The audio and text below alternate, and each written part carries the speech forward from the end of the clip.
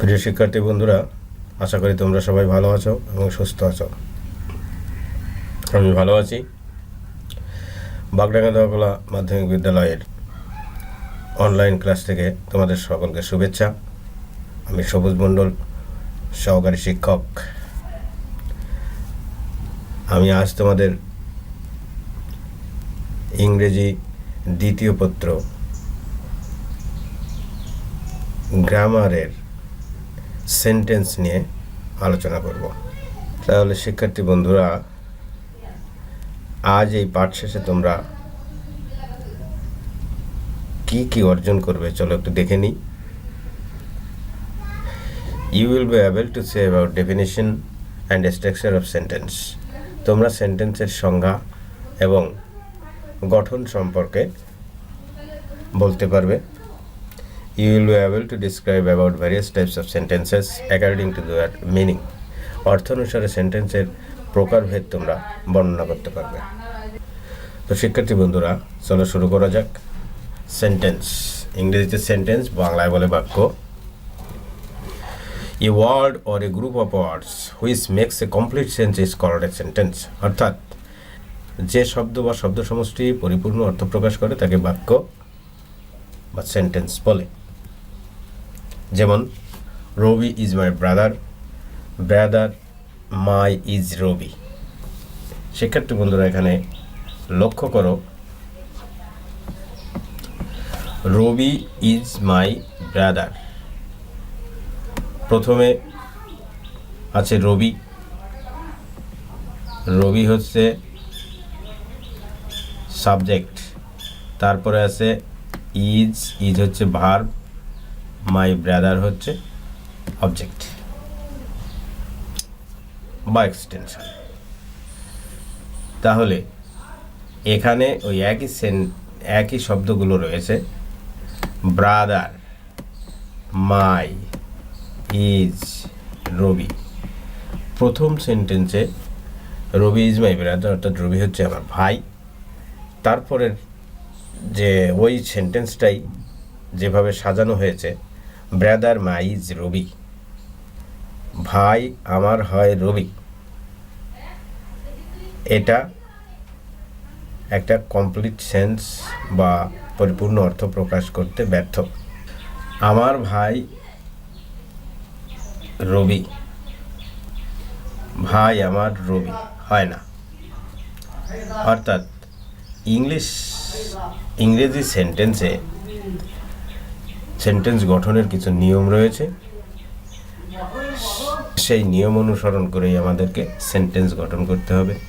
আবার এইটা দেখো, হি গোজ টু স্কুল, হি হচ্ছে সাবজেক্ট, গোজ হচ্ছে ভার্ব, টু স্কুল হচ্ছে কমপ্লিমেন্ট। ওই সেন্টেন্সটাকে যদি নিয়ম অনুসারে আমরা গঠন অনুসারে না সাজাই তাহলে কেমন হচ্ছে দেখো, গোজ প্রথমে ভার্ব, তারপরে হি সাবজেক্ট, তারপরে টু স্কুল কমপ্লিমেন্ট। প্রথমে হি গোজ টু স্কুলের অর্থ হচ্ছে সে স্কুলে যায়, তারপরে গোজ হি টু স্কুল এর অর্থ হচ্ছে যায় সে স্কুলে। তাহলে কেমন হয়ে যাচ্ছে, এইটাই ভালো লাগছে বাট এই অংশটা ভালো লাগছে না, অর্থাৎ এই অংশটা নিয়ম অনুসারে গঠন হয় নাই, যে কারণে এটাকে আমরা সেন্টেন্স বলতে পারি না। আরও লক্ষ্য করো, Ayush is a good boy, Ayush is a good বয়, এটার অর্থ হচ্ছে আয়ুষ একটা ভালো ছেলে, এ বয় গুড আয়ুষ ইজ, একটা বালক ভালো আয়ুষ হয়। এটা কোনো কমপ্লিট অর্থ প্রকাশ করছে না। অর্থাৎ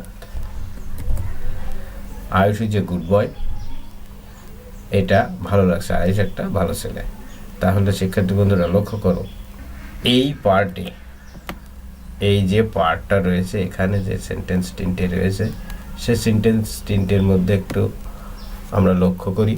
প্রথমে সাবজেক্ট রয়েছে, দ্বিতীয় সেন্টেন্সে হি সাবজেক্ট, তৃতীয় সেন্টেন্সে আয়ুষ হচ্ছে সাবজেক্ট, তারপরে রয়েছে ভার্ব গোজ, এখানে ইজ, তারপরে হচ্ছে my brother extension to school extension A good boy extension. তাহলে ইংরেজি এই তিনটা সেন্টেন্সে আমাদের একটা পরিপূর্ণ অর্থ প্রকাশ করতে সাহায্য করেছে। অতএব এইগুলোই হচ্ছে ইংরেজি সেন্টেন্স বা বাক্য। তাহলে ইংরেজি সেন্টেন্স গঠনের যে নিয়ম, প্রথমে থাকবে সাবজেক্ট, তারপরে ভার্ব, তারপরে অতিরিক্ত অংশ। সেটা অতিরিক্ত অংশ হতে পারে অবজেক্ট বা কমপ্লিমেন্ট বা এক্সটেনশন, যা কিছু হতে পারে। তাহলে মেইনলি সাবজেক্ট প্রথমে থাকবে, তারপরে ভার্ব থাকবে, তারপরে অতিরিক্ত অংশ, অন্যান্য যা থাকবে সেটা। তাহলে শিক্ষার্থী বন্ধুরা, ইংরেজি সেন্টেন্সের গঠন আমরা জানলাম। প্রথমে কর্তা, সাবজেক্ট কর্তা, তারপরে ক্রিয়া, ভার্ব ক্রিয়া, তারপরে এক্সটেনশন অতিরিক্ত অংশ। যেমন আই রিড এ বুক, এখানে আই হচ্ছে সাবজেক্ট, রিড হচ্ছে ভার্ব এবং এ বুক হচ্ছে অতিরিক্ত অংশ। They go to school on foot, এখানে দে হচ্ছে সাবজেক্ট, গো হচ্ছে ভার্ব এবং টু স্কুল অন ফুট হচ্ছে অতিরিক্ত অংশ। Apu sends him a letter, এখানে অপু হচ্ছে সাবজেক্ট, সেন্ডস হচ্ছে ভার্ব এবং হিম এ লেটার হচ্ছে অতিরিক্ত অংশ। তাহলে শিক্ষার্থী বন্ধুরা, ইংরেজি সেন্টেন্স গঠন করতে হলে আমাদেরকে প্রথমে সাবজেক্ট বের হতে হবে, তারপরে ভার্ব বের হতে হবে, তারপরে বাদ বাকি অংশ বসবে। সেন্টেন্সের আবার দুটি অংশ আছে, প্রত্যেক সেন্টেন্সের আবার দুটি করে অংশ আছে। সেটা কি? এক, সাবজেক্ট বা উদ্দেশ্য, সাবজেক্টকে বলা হয় উদ্দেশ্য। দুই, প্রেডিকেট অর্থাৎ বিধেয়। তাহলে শিক্ষার্থী বন্ধুরা, চলো আমরা যে দুটো অংশ আছে সেই সম্পর্কে আরো একটু বিস্তারিত জানি। I have a pen, they are players, he goes to market। এখানে এই যে লাল চিহ্নিত যে অংশটা আছে, এটা হচ্ছে সাবজেক্ট। প্রত্যেক সেন্টেন্সে দেখো সাবজেক্ট আছে, দে হচ্ছে সাবজেক্ট, হি হচ্ছে সাবজেক্ট। বাকি যে অংশটা আছে, প্রথম সেন্টেন্স আছে I have a pen, have a pen একটা অংশ, আই আলাদা আর একটা অংশ। দ্বিতীয় সেন্টেন্সে দে একটা অংশ, আর প্লেয়ার্স আর একটা অংশ। তৃতীয় সেন্টেন্সে হি একটা অংশ, গোস টু মার্কেট আর একটা অংশ। তাহলে আমরা শিক্ষার্থী বন্ধুরা এখানে লক্ষ্য করছি যে প্রত্যেকটা সেন্টেন্সে, তিনটা সেন্টেন্স এখানে দেওয়া রয়েছে, প্রত্যেকটা সেন্টেন্সেই দুটো করে অংশ রয়েছে। তার একটা হচ্ছে সাবজেক্ট, বাকিটা হচ্ছে প্রেডিকেট। তাহলে এখানে আই, দে এবং হি হচ্ছে উদ্দেশ্য বা সাবজেক্ট, এবং have a pen are players and goes to school হচ্ছে বিধেয় বা প্রেডিকেট। তো শিক্ষার্থী বন্ধুরা, সাবজেক্ট কি আর প্রেডিকেট কি এই বিষয়টা একটু জানা দরকার। সাবজেক্ট বা উদ্দেশ্য, যার সম্পর্কে বা যাকে উদ্দেশ্য করে কোনো কিছু বলা হয় তাকে সাবজেক্ট বা উদ্দেশ্য বলা হয়। যাকে উদ্দেশ্য করে কোনো কিছু বলা হয় সেইটাই হচ্ছে সাবজেক্ট। যেমন কামাল ইজ এ স্টুডেন্ট, এখানে কামাল হচ্ছে সাবজেক্ট, কেননা কামাল সম্পর্কে বলা হচ্ছে ইজ এ স্টুডেন্ট, কামাল একজন ছাত্র বা শিক্ষার্থী। তাহলে কামাল সম্পর্কে বলা হচ্ছে সে একজন শিক্ষার্থী। ইজ এ স্টুডেন্ট হয় একজন শিক্ষার্থী, এটা কে? কামাল। ইজ এ স্টুডেন্ট এই অংশটা কামালের উদ্দেশ্যে ব্যবহার করা হয়েছে, অতএব কামাল হচ্ছে উদ্দেশ্য, অর্থাৎ কামালকে উদ্দেশ্য করে বলা হয়েছে, এই জন্যে কামাল হচ্ছে সাবজেক্ট বা উদ্দেশ্য। He has a red cow, তার একটা লাল গরু আছে। কার আছে? তার, অর্থাৎ has a red cow, has a red কাউটা হিকে এখানে উদ্দেশ্য করে ব্যবহৃত হয়েছে। হি এর উদ্দেশ্যে হ্যাজ এ রেড কাউ বসেছে, অর্থাৎ হি হচ্ছে subject. They are going to playground, তারা খেলার মাঠে যাচ্ছে। আর গোয়িং টু প্লেগ্রাউন্ড, খেলার মাঠে যাচ্ছে, কারা যাচ্ছে? তারা। তাহলে আর গোয়িং টু প্লেগ্রাউন্ড অংশটা দেকে উদ্দেশ্য করে ব্যবহৃত হয়েছে, অর্থাৎ দে হচ্ছে subject. You will go to Dhaka, তুমি ঢাকা যাবে। Will go to Dhaka, Dhaka যাবে কে? তুমি। তাহলে এখানে তুমিকে উদ্দেশ্য করে উইল গো টু ঢাকা এই অংশটা বসেছে, অর্থাৎ উইলটা হচ্ছে এখানে সাবজেক্ট। প্রেডিকেট বা বিধেয় কি? সাবজেক্ট সম্পর্কে যা কিছু বলা হয় তাকে প্রেডিকেট বা বিধেয় বলা হয়। দেখো, Kamal is a student, Kamal একজন শিক্ষার্থী। তাহলে ইজ এ স্টুডেন্ট এই অংশটা কার উদ্দেশ্যে ব্যবহৃত হয়েছে? কামালের উদ্দেশ্যে। কামালের একটা পরিচয় বহন করেছে ইজ এ স্টুডেন্ট, অর্থাৎ কামালকে উদ্দেশ্য করে ইজ এ স্টুডেন্ট অংশটা বসেছে। অতএব ইজ এ স্টুডেন্ট, কামাল সম্পর্কে কিছু বলা হচ্ছে, ইজ এ স্টুডেন্ট দ্বারা কামাল সম্পর্কে কিছু বলা হচ্ছে। অতএব ইজ এ স্টুডেন্ট হচ্ছে প্রেডিকেট বা বিধেয়। He has a red cow, has a red cow, একটি লাল গরু আছে। এই কথাটা কার সম্পর্কে বলা হয়েছে বা কাকে উদ্দেশ্য করে কার সম্পর্কে বলা হয়েছে? হি এর উদ্দেশ্যে, তার একটা লাল গরু আছে। অর্থাৎ হ্যাজ এ রেড কাউ, লাল গরু আছে। এই অংশটা হি সম্পর্কে কিছু বলা হয়েছে, হি সম্পর্কে কিছু বলা হয়েছে এই অংশটা দ্বারা। হি has a red cow, has a red cow এই অংশটা দ্বারা হি এর সম্পর্কে কিছু বলা হয়েছে। অতএব হ্যাজ এ রেড কাউ হচ্ছে একটা predicate. They are going to playground, are going to playground খেলার মাঠে যাচ্ছে, এটা কার সম্পর্কে বলা হয়েছে? দে এর সম্পর্কে। অতএব আর গোয়িং টু প্লেগ্রাউন্ড এটা হচ্ছে বিধেয়। You will go to Dhaka, will go to Dhaka, Dhaka যাবে, কার সম্পর্কে এটা বলা হচ্ছে? ইউ এর সম্পর্কে, তুমি ঢাকা যাবে। তাহলে উইল গো টু ঢাকা এই অংশটা দিয়ে এই অংশটা ইউ সম্পর্কে বলা হচ্ছে। অতএব উইল গো টু ঢাকা হচ্ছে প্রেডিকেট বা বিধেয়, আর ইউ হচ্ছে সাবজেক্ট। অর্থভেদে সেন্টেন্স 5 প্রকার।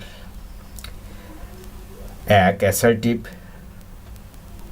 বা বিবৃতিমূলক, ইন্টারোগেটিভ বা প্রশ্নবোধক, ইম্পারেটিভ বা অনুজ্ঞাসূচক, অপটেটিভ ইচ্ছা বা প্রার্থনাসূচক, এক্সক্লামেটরি আবেগসূচক। তো শিক্ষার্থী বন্ধুরা, চলো আমরা সেন্টেন্সের প্রকারভেদ সম্পর্কে একটু বিস্তারিত দেখি। অ্যাসার্টিভ সেন্টেন্স বা বিবৃতিমূলক বাক্য, যে সেন্টেন্স দ্বারা কোনো বিবৃতি প্রদান করা হয় বা কোনো ঘটনার বর্ণনা দেওয়া হয়, অর্থাৎ যে সেন্টেন্স দ্বারা সাধারণভাবে কোনো কিছু বলা হয় তাকে অ্যাসার্টিভ সেন্টেন্স বলা হয়। যেমন Rabita is a good student, Rabita একজন ভালো শিক্ষার্থী। Rabita is a good student, Rabita সম্পর্কে এখানে নর্মালি কিছু বলা হয়েছে। অতএব Rabita is a good student হচ্ছে একটা assertive sentence. We play football, আমরা ফুটবল খেলি। অঙ্কুশ রিডস এ বুক, অঙ্কুশ একটি বই পড়ে। এখানে প্রত্যেকটা সেন্টেন্সেই সাবজেক্ট সম্পর্কে সাধারণভাবে কিছু বলা হয়েছে, অতএব প্রত্যেকটাই হচ্ছে অ্যাসার্টিভ সেন্টেন্স। আর একটা বিষয় লক্ষ্য রাখবে, অ্যাসার্টিভ সেন্টেন্স হচ্ছে ইংরেজি সেন্টেন্স গঠনের যে স্ট্রাকচার, সেই স্ট্রাকচার অনুযায়ী গঠিত হয়। যে সেন্টেন্সগুলো গঠিত হয় সেটাই হচ্ছে assertive sentence. Structure of assertive sentence, assertive সেন্টেন্সে বাক্যের গঠন। প্রথমে সাবজেক্ট বসে, তারপরে ভার্ব, তারপরে এক্সটেনশন, অর্থাৎ প্রথমে কর্তা, তারপরে ক্রিয়া, তারপরে অতিরিক্ত অংশ বা অন্যান্য। যেমন I read a book, he goes to school on foot, they send him a book. তাহলে শিক্ষার্থী বন্ধুরা, আই হচ্ছে সাবজেক্ট, তারপরে আছে রিড, তারপরে আছে অবজেক্ট বা এক্সটেনশন। দ্বিতীয় সেন্টেন্সে দেখো, হি হচ্ছে সাবজেক্ট, গোজ হচ্ছে verb, two school, on foot এটা হচ্ছে এক্সটেনশন। তৃতীয় সেন্টেন্সে দেখো দে হচ্ছে সাবজেক্ট, সেন্ড হচ্ছে ভার্ব, তারপরে হিম এ বুক হচ্ছে এক্সটেনশন। তাহলে শিক্ষার্থী বন্ধুরা এখানে দেখতে পাচ্ছ যে অ্যাসার্টিভ সেন্টেন্স ইংলিশ সেন্টেন্সের যে মূল গঠন রীতি রয়েছে সেই গঠন রীতি অনুসারেই গঠিত হয়। তাহলে চলো আমরা এবার একটু ইন্টারোগেটিভ সেন্টেন্স সম্পর্কে জানি। ইন্টারোগেটিভ সেন্টেন্স বা প্রশ্নবোধক বাক্য, যে সেন্টেন্স দ্বারা কোনো কিছু জিজ্ঞাসা করা হয় বা কোনো প্রশ্ন করা বোঝায় তাকে ইন্টারোগেটিভ সেন্টেন্স বলে। যেমন is he a doctor, do you know him, who is your English teacher. শিক্ষার্থী বন্ধুরা এখানে লক্ষ্য করো প্রথম সেন্টেন্সটিতে প্রথমে রয়েছে ইজ। ইজ হচ্ছে একটা অক্সিলারি ভার্ব, হি হচ্ছে সাবজেক্ট, তারপরে এক্সটেনশন এবং সব শেষে যে একটা নোট অফ ইন্টারোগেশন বা জিজ্ঞাসা চিহ্ন। দ্বিতীয় সেন্টেন্সে লক্ষ্য করো প্রথমে একটা অক্সিলারি ভার্ব আছে, তারপরে সাবজেক্ট আছে, তারপরে মেইন ভার্ব আছে, তারপরে এক্সটেনশন রয়েছে এবং সবশেষে একটা জিজ্ঞাসা চিহ্ন। তৃতীয় সেন্টেন্সে লক্ষ্য করো হু একটা কোশ্চেন ওয়ার্ড, অর্থাৎ যে ওয়ার্ড দ্বারা কোশ্চেন করা বোঝায় সেটা হচ্ছে কোশ্চেন ওয়ার্ড। তারপরে আছে একটা অক্সিলারি ভার্ব, তারপরে আছে ইওর ইংলিশ টিচার, অতিরিক্ত অংশ বা এক্সটেনশন, এবং সব শেষে আছে একটা জিজ্ঞাসা চিহ্ন। তাহলে শিক্ষার্থী বন্ধুরা আমরা যে তিনটি সেন্টেন্স দেখলাম এই তিনটি সেন্টেন্সের মধ্যে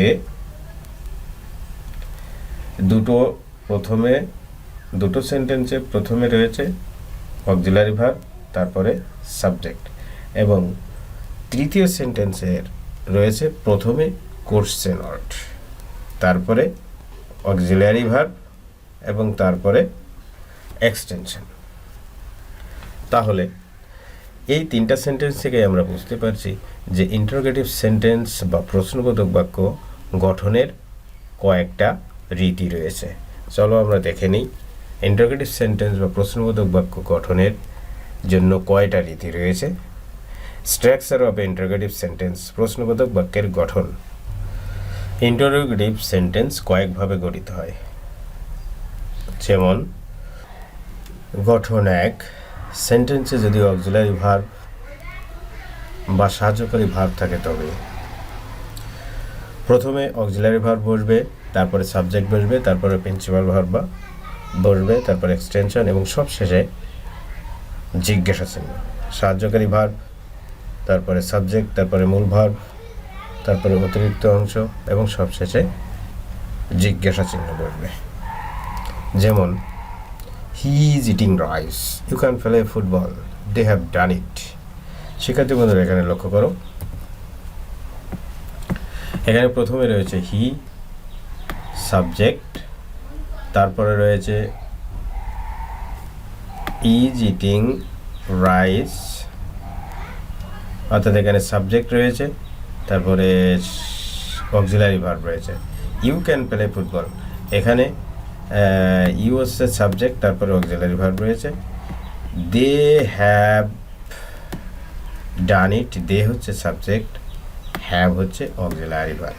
তাহলে শিক্ষার্থী বন্ধুরা আমরা যে তিনটা সেন্টেন্স সেখানে দেখলাম প্রত্যেকটাই অক্সিলারি ভার্ব রয়েছে। তাহলে কিভাবে করতে হবে?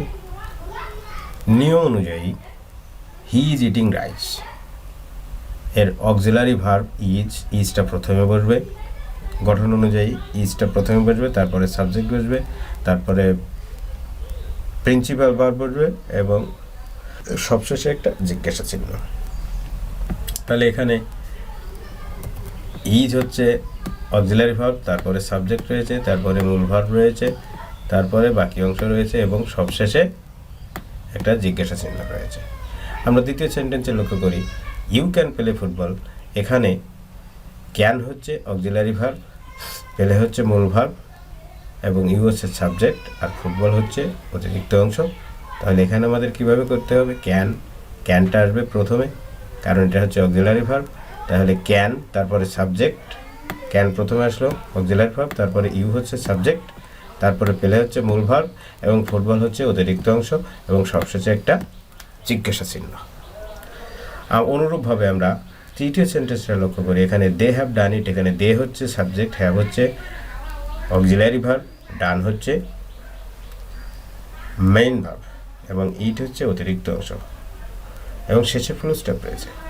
কিন্তু ইন্টারোগেটিভ করার সময় আমাদের কী করতে হবে, অক্সিলারি ভার্বটাকে প্রথমে হচ্ছে, হ্যাভ হচ্ছে অক্সিলারি ভার্ব, সেটা প্রথমে বসেছে, তারপরে দে হচ্ছে সাবজেক্ট, দে বসেছে অক্সিলারি ভার্বের পরে, তারপরে ডান হচ্ছে মেইন ভার্ব, ডান বসেছে সাবজেক্টের পরে এবং সবশেষে বসেছে এবং ইট হচ্ছে এক্সটেনশন, সেটা বসেছে এবং সবশেষে ফুল স্টপ না বসেছে জিজ্ঞাসা চিহ্ন। তাহলে আমাদের স্ট্রাকচার অনুযায়ী ইন্টারোগেটিভ সেন্টেন্স গঠন করতে পারি, সেগুলো বিস্তারিত এখানে দেখানো হলো। তো আমরা পরবর্তীতে যাই। স্ট্রাকচার 2 বা গঠন 2, গঠন রীতি হচ্ছে 2 নম্বর গঠন রীতি। সেন্টেন্সে যদি শুধুমাত্র প্রিন্সিপাল ভার্ব থাকে আর কোনো অক্সিলারি ভার্ব না থাকে, তাহলে কিভাবে আমরা করতে পারি, প্রথমেই ডু ডাজ বা ডিড বসবে, তারপরে সাবজেক্ট, তারপরে প্রিন্সিপাল ভার্বের বেস ফর্ম, তারপরে এক্সটেনশন এবং সবশেষে জিজ্ঞাসা চিহ্ন। সাহায্যকারী ভার্ব প্লাস সাবজেক্ট প্লাস মূল ভার্ব প্লাস অতিরিক্ত অংশ প্লাস, যেমন he goes to school, you went home. নিয়ম অনুযায়ী ডু ডাজ বা ডিডের প্রথম সেন্টেন্সে লক্ষ্য করো। নিয়ম অনুযায়ী ডু ডাজ বা ডিডের ডাজ বসেছে, তারপরে সাবজেক্ট বসেছে, তারপরে গো হচ্ছে মেইন ভার্ব, গো হচ্ছে ভার্ব, তারপরে টু স্কুল হচ্ছে এক্সটেনশন এবং সবশেষে একটা জিজ্ঞাসা চিহ্ন। দ্বিতীয় সেন্টেন্সে আমরা লক্ষ্য করি ইউ ওয়েন্ট হোম, তুমি বাড়ি গেছিলে।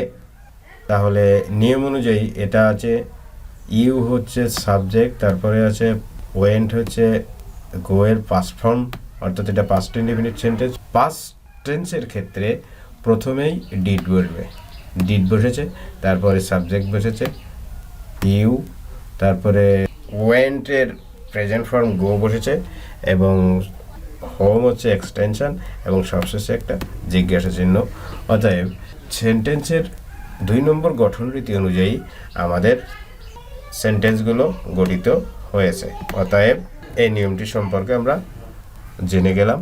আমরা দেখি স্ট্রাকচার নাম্বার 3 বা 3 নম্বর গঠন।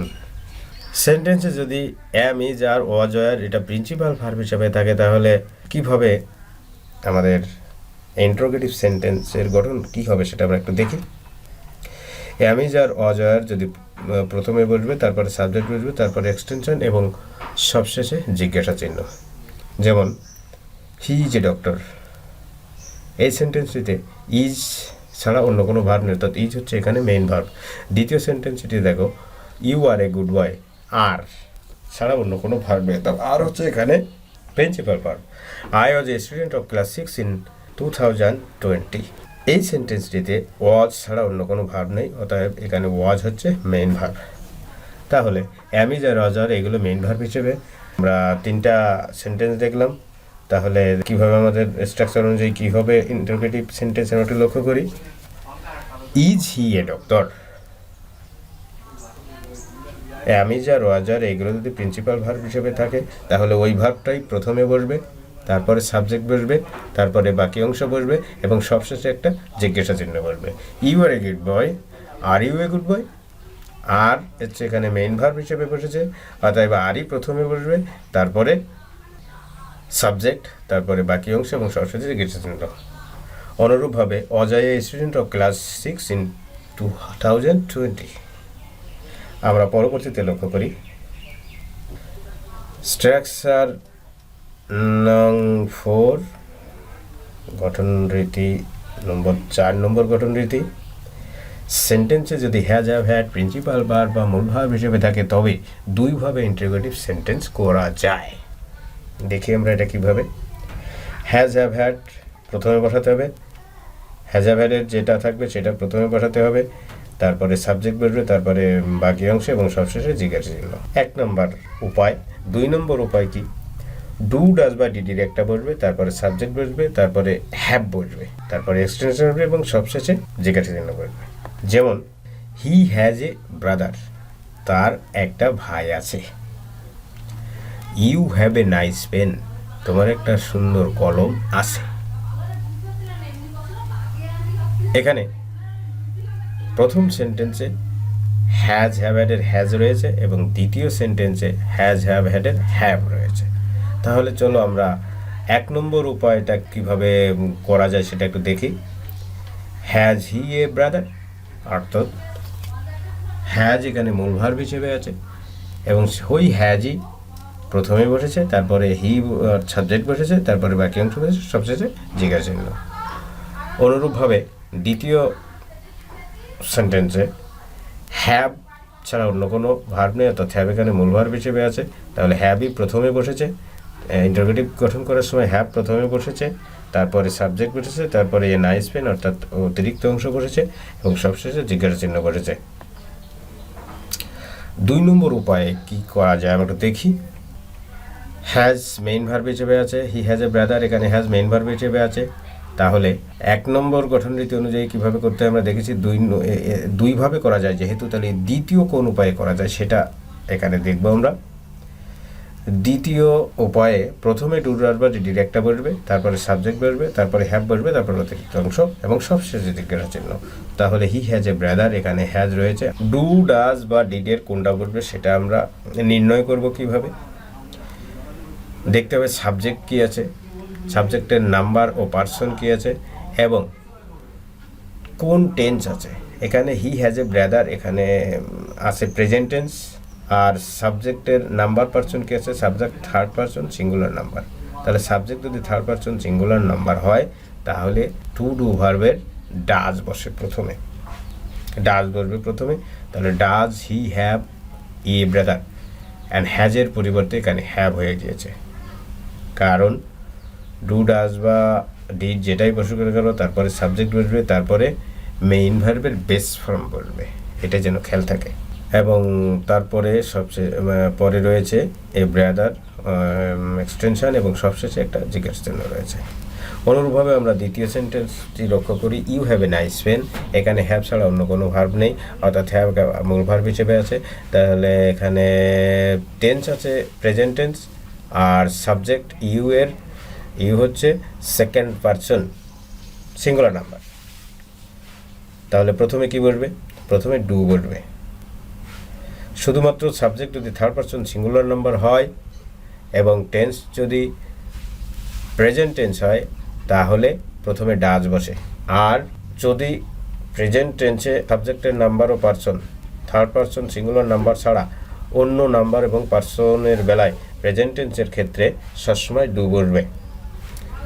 আর ডিড বসবে কখন, শুধুমাত্র পাস্ট টেন্সের ক্ষেত্রে প্রথমে ডিড বসবে। তো শিক্ষার্থী বন্ধুরা, নিয়ম অনুযায়ী প্রথমে ডু বসেছে, তারপরে সাবজেক্ট বসেছে ইউ, তারপরে হ্যাভ বসেছে, অতিরিক্ত অংশ বসেছে এবং সবশেষে জিজ্ঞাসা চিহ্ন বসেছে। আমরা এখন আর একটা উদাহরণ লক্ষ্য করি। I have a book on liberation war. এখানে দেখো হ্যাভ ছাড়া অন্য কোনো ভার্ব নেই, তাই হ্যাভ হচ্ছে এখানে মূল ভার্ব। তাহলে টেন্স কোনটা আছে, প্রেজেন্ট টেন্স, সাবজেক্ট আছে ফার্স্ট পারসন। তাহলে প্রথমে ডু ডাজ ডিডের কোনটা বসবে, নিশ্চয়ই তোমরা অনুমান করতে পেরেছ। প্রথম নিয়ম অনুযায়ী হ্যাভটাই প্রথমে বসবে, তারপরে সাবজেক্ট, তারপরে বাকি অংশ এবং সবশেষে জিজ্ঞাসা। দ্বিতীয় নিয়ম অনুযায়ী প্রথমে ডু বসবে, কারণ I have a book on liberation, এটা হচ্ছে প্রেজেন্ট টেন্স এবং সাবজেক্ট রয়েছে ফার্স্ট পারসন সিঙ্গুলার নাম্বার। অতএব সাবজেক্ট যদি প্রেজেন্ট টেন্সের ক্ষেত্রে যদি subject third person singular number না হয় তাহলে সবসময় ডু বসবে প্রথমে। আর যদি প্রেজেন্ট টেন্সে সেন্টেন্সের টেন্সটি প্রেজেন্ট হয় এবং subject third person singular number হয় তাহলে তার পূর্বে ডাজ বসে। তো নিয়ম অনুযায়ী ডু বসেছে, তারপরে সাবজেক্ট আই বসেছে, তারপরে হ্যাভ বসেছে এবং তারপরে অতিরিক্ত অংশ বসেছে এবং সবশেষে একটা জিজ্ঞাসা চিহ্ন বসেছে। তো শিক্ষার্থী বন্ধুরা, আমরা স্ট্রাকচার নম্বর 5 অর্থাৎ 5 নম্বর গঠন রীতি সম্পর্কে এখন জানবো। সেন্টেন্সটি যদি কোশ্চেন ওয়ার্ডে শুরু হয় তাহলে কি করতে হবে আমাদের? প্রশ্নবোধক শব্দ অর্থাৎ who, whose, what, where, when, why, how, how many, how much ইত্যাদি প্রশ্নবোধক শব্দ প্রথমে বসবে, তারপরে সাহায্যকারী ভার্ব বসবে, তারপরে সাবজেক্ট, তারপরে মূল ভার্ব, তারপরে অতিরিক্ত অংশ এবং সবশেষে একটা জিজ্ঞাসা চিহ্ন বসবে। যেমন তারপরে সাবজেক্ট, তারপরে প্রিন্সিপাল ভার্ব, তারপরে এক্সটেনশন এবং সবশেষে জিজ্ঞাসা চিহ্ন। অর্থাৎ প্রশ্নবোধক বাক্য প্রথমে বসবে, তারপরে সাহায্যকারী ভার্ব বসবে, তারপরে সাবজেক্ট বসবে, তারপরে মূল ভার্ব বসবে। যেমন হোয়াট ইজ ইয়োর নেম, এখানে প্রথমে হট আছে, হট হচ্ছে একটা কোশ্চেন ওয়ার্ড, তারপরে ইজ হচ্ছে ভার্ব, তারপরে ইয়োর নেম, তারপর আছে why are they quarrelling, why question word, তারপরে আর হচ্ছে অক্সিলিয়ারি ভার্ব এবং দে হচ্ছে সাবজেক্ট আর কোয়ারেলিং হচ্ছে মূল ভার্ব এবং সবশেষে একটা জিজ্ঞাসা চিহ্ন আছে। How is he flying, how হচ্ছে কোশ্চেন ওয়ার্ড, তারপরে ইজ হচ্ছে অক্সিলিয়ারি ভার্ব, হি হচ্ছে সাবজেক্ট, প্লেয়িং হচ্ছে মূল ভার্ব এবং সবশেষে জিজ্ঞাসা চিহ্ন। হোয়ার ডিড ইউ গো, প্রথমে হোয়ার হচ্ছে কোশ্চেন ওয়ার্ড, তারপরে ডিড হচ্ছে অক্সিলিয়ারি ভার্ব, তারপরে আছে সাবজেক্ট ইউ, তারপরে হচ্ছে মেইন ভার্ব এবং সবশেষে জিজ্ঞাসা চিহ্ন। এরপরে আছে হোয়েন একটা কোশ্চেন ওয়ার্ড, উইল হচ্ছে অক্সিলিয়ারি ভার্ব, ইউ হচ্ছে সাবজেক্ট, কাম হচ্ছে মেইন ভার্ব, ব্যাক হচ্ছে এক্সটেনশন বা কাম ব্যাক, সব শেষে জিজ্ঞাসা চিহ্ন। হু হেল্পড ইউ, হু হচ্ছে কোশ্চেন ওয়ার্ড, তারপরে হচ্ছে মূল ভার্ব, তারপরে সাবজেক্ট।